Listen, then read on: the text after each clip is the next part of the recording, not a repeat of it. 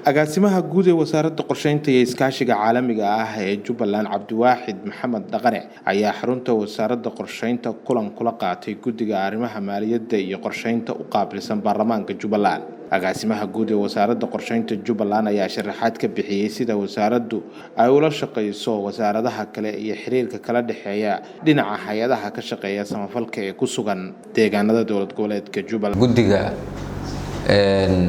baarlamaanka Jubbaland u xilsaaran arrimaha maaliyadda iyo xiriirka caalamiga guddiga waxay si gaar ah u soo booqdeen wasaaradda qorsheynta iyo iskaashiga caalamiga waxayna u imaadeen inay kormeeraan sidii wasaaradda u shaqeyso iyo doorka iyagu ay ku lahaayeen xildhibaanada waan soo dhaweynay xafiiskay noogu yimaadeen waxaana u sharaxnay qaabka wasaaradda u shaqeyso marxaladaha ay soo martay nidaamyada ka jira inta qaybood ee wasaaraddu ay u qaybsanto ama waxa ay ka kooban tahay sida ay ula shaqeyso wasaaradaha kale iyo hay'adaha kale ee bahwadaagta sida ay ula shaqeyso hay'adaha gargaarka ee ka shaqeeya state-ka Jubbaland sida ay ula shaqeyso maxaan ku radaa bulshada caalamka aan u sharaxnay su'aalo badan bayna weydiiyeen su'aalihiina waan uga jawaabnay waxaan u sharaxnay hanaanka ay wasaaradda u shaqeyso iyo waxa loo igmaday wasaaradda si gaar ah ay uga shaqeyso shirarka aan qabanno sida aan deeq-bixiyayaasha aan oola kulanno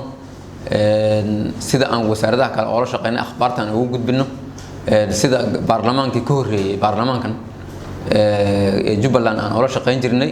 inkastoo xubno ka mid ah ay ka mid yihiin wali oo gudoomiyuhu ka mid yahay wali ay xubnihii hore yihiin xubno cusubna ay ku soo biireen waxa weeye waan u sharaxnay sidaan u shaqeynaynay haddana waxaan isla qaab dhignay annaga iyo ayagu sidaan u shaqeyn doono mustaqbalka Abdullaahi idmo. xildhibaan Cabdirashiid oo ah xogayaha guddiga u qaabilsan maaliyadda iyo la shaqeynta wasaaradda qorsheynta baarlamaanka Jubbaland ayaa sheegay in ay doonayaan in ay ogaadaan hay'adaha ka shaqeeya deegaanada dowlad goboleedka Jubbaland iyo adeegyada ay u hayaan bulshada reer Jubbaland. ujeedada iyaduna waxay ahayd inaan u kuurgallo shaqada ay wasaaraddu u hayso mujtamaca ay matasho ee Jubbaland. waa markii labaad oo aan wasaaradda soo booqanno laakiin xilli 2017 ayaa noogu dambeysay haddeer ayaa noogu xigta inkastaanu iska warhaynay wasaaradda waxaad ogtihiin ama aan ognahay in wasiirkii uu iska casilay ka wasaarad ahaan oo aan wasiir jirin wasiir ku-xigeenna uusan hadda jirin laakiin wasaaraddii dee haddii intaa la waayo loo shaqalaan maayo way shaqaynaysaa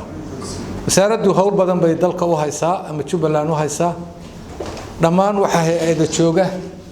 Jubbaland ee deeqaha bixiya deeqaha Ilaahay baa bixiya laakiin deeqda bilow aadan hay'adaha bixiya waxyaabaha noogu waaweyn oo aanu hay'adda wasaaradda ugu nimid waxa ka mid ah inaan ogaano hay'adaha ku sugan dowlad goboleedka Jubbaland tiradooda iyo tayadoodaba.